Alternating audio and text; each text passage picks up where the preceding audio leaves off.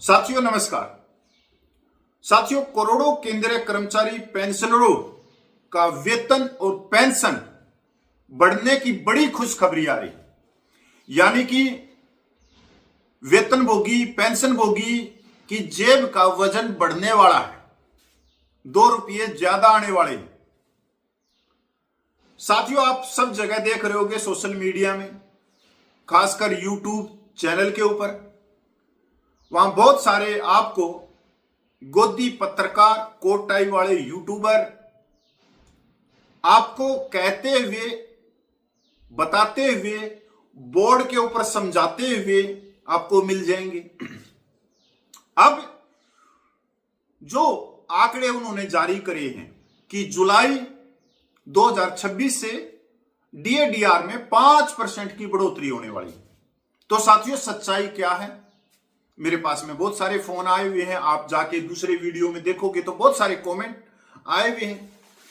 क्या जुलाई 2026 से 5% डीए की बढ़ोतरी होने वाली है? तो साथियों, अब मैं आपको एक लेटर के ऊपर लेके चलता हूं। ये government of India ministry of labour and employment labour bureau का है, जो डेट 30/4/2026 को प्रेस रिलीज करी है। इन्होंने एआईसीपीएन के आंकड़े जारी किए हैं, यानी कि महंगाई के। तो महंगाई के जो इन्होंने आंकड़े जारी किए हैं वो है कि CPI-IW फॉर मार्च 2026 इंक्रीज, मतलब जो महंगाई बढ़ी है वो 0.6 पॉइंट बढ़कर 149.1 हो गई है। नीचे इन्होंने लिखा है कि मार्च 2026 में मार्च 2025 की तुलना करते हुए महंगाई 4.27% बढ़ गई, जो मार्च 2025 में सिर्फ 2.95% थी। साथियों, अब जो ये आंकड़े हैं इसके अनुसार तो सिर्फ 3% महंगाई बढ़ोतरी होगी, महंगाई भत्ते में बढ़ोतरी होगी सिर्फ 3%। अब ये 5% क्यों दिखा रहे हैं? सबको खुश कर रहे हैं, सबके अकाउंट में पैसा डाल रहे हैं। साथियों, ये जो फोन है ना, ये सिर्फ 4-5 हजार रुपये का आ जाता है। आप इस 4-5 हजार के सामान से करोड़ों आदमियों को बेवकूफ बना सकते हो। एक जगह पे बैठ के, एक जगह पे कुछ भी बोल के, कुछ भी लिख के, कुछ भी फोटो दिखा के और अपनी बात पूरे देश में घुमा सकते, क्योंकि झूठ बहुत तेजी से चलता है। साथियों, ऐसा नहीं है कि जो झूठ बोलते हैं उनको कोई नुकसान होता है, नहीं, उनको तो फायदा ही फायदा होता है। पर वो झूठ तब बोल रहे हैं जब उनकी देखने वालों की तादाद करोड़ों में पहुंच जाए और सच को कोई ना देखे।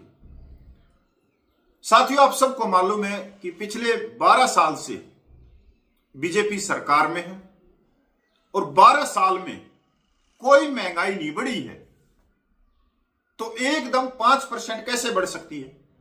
सिर्फ महंगाई बढ़ी है तो 1%, 2%, 3%। महंगाई कांग्रेस के राज में बढ़ती थी। जब 2016 के पे कमीशन से पहले 125% डीए बढ़ गया था, उस समय हाकार मचा हुआ था महंगाई का। एक तो महंगाई है ही नहीं, और आने वाले सालों में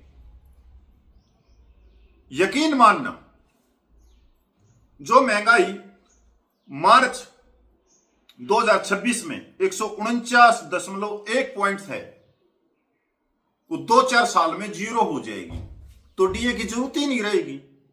सरकार का पूरा ध्यान है, मोदी सरकार का पूरा ध्यान है करोड़ों कर्मचारी पेंशनरों पे कि महंगाई को 0 लाके छोड़ेंगे। साथियों, 12 साल में कोई ऐसी बात जो कर्मचारी पेंशनरों के हित में हुई हो, आप बहुत सारे यहां पे कह जाएंगे ओआरओपी, ओआरओपी नहीं है, वो ऑफिसर रैंक ऑफिसर पेंशन, ये सबको मालूम है कि 3% ओआरओपी का मजा लेंगे आज के दिन, जिनकी पेंशन लाखों में चलेगी। फॉर्च्यूनर गाड़ियों में घूम रहे हैं वे लाखों रुपया पेंशन लेके। पर जो 97% जवान जेसीज हैं उनकी महंगाई बढ़ती नहीं, तो पेंशन बढ़ाने की जरूरत है ही नहीं। अब आप देखो 7.5 लाख सैनिक विधवा माता बहनें हैं, वो 13,000 रुपये में गुजारा कर रही हैं।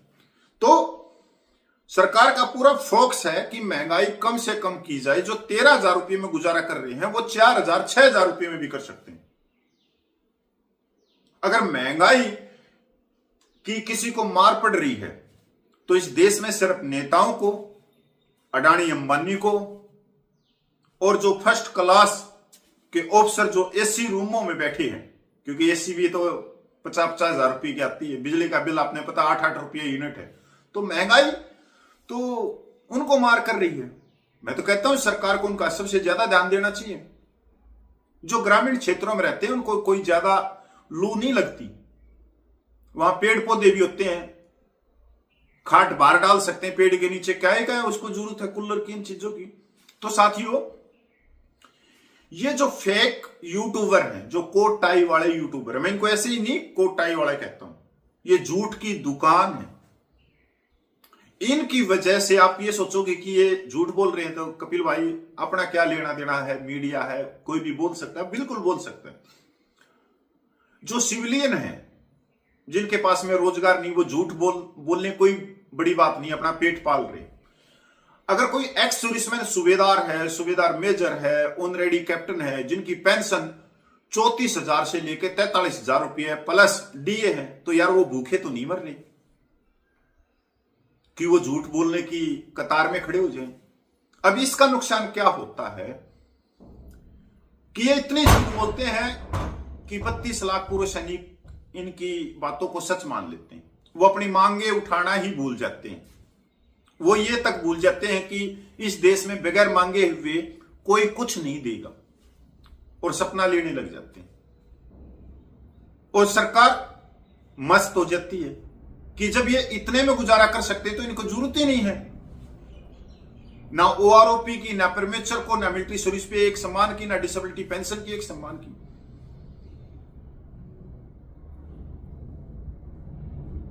साथियों, OROP 1, OROP 2, OROP 3, military service पे का केस चला, डिसेबिलिटी पेंशन का चला।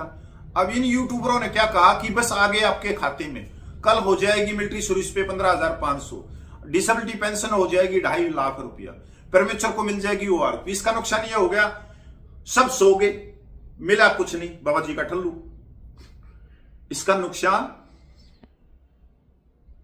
एक अंधकार में ले जाने के लिए, जागरूकता के लिए नहीं। अगर ये जो एक्स सर्विसमैन जो यूट्यूब चैनल चलाते हैं, अगर ये जागरूकता लाए, ज्ञान दे कि भाई जब तक आप अपने हकों को नहीं मांगोगे, जब तक आप शांतिपूर्वक कोई धरना प्रदर्शन, कोई बड़ी रैली करके नहीं दिखाओगे, सरकार कुछ नहीं देगी। अब इससे हर एक आदमी एक्टिव रहेगा, चाहे कोई पंजाब का हो, चाहे कोई केरला का हो, कोई तमिलनाडु का हो, वो अपना कीमती समय से निकाल के दिल्ली आएगा।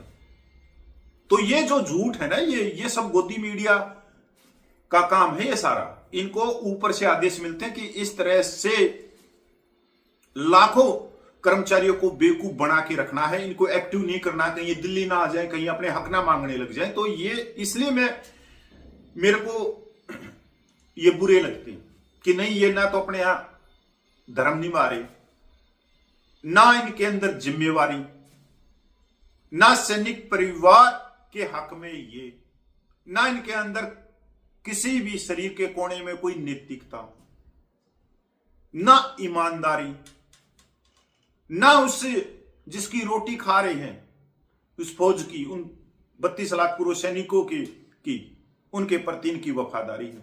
तो बताओ अब इनको क्या करें हम? ऐसे ऐसे आदमी है। साथियों नमस्कार, जय हिंद।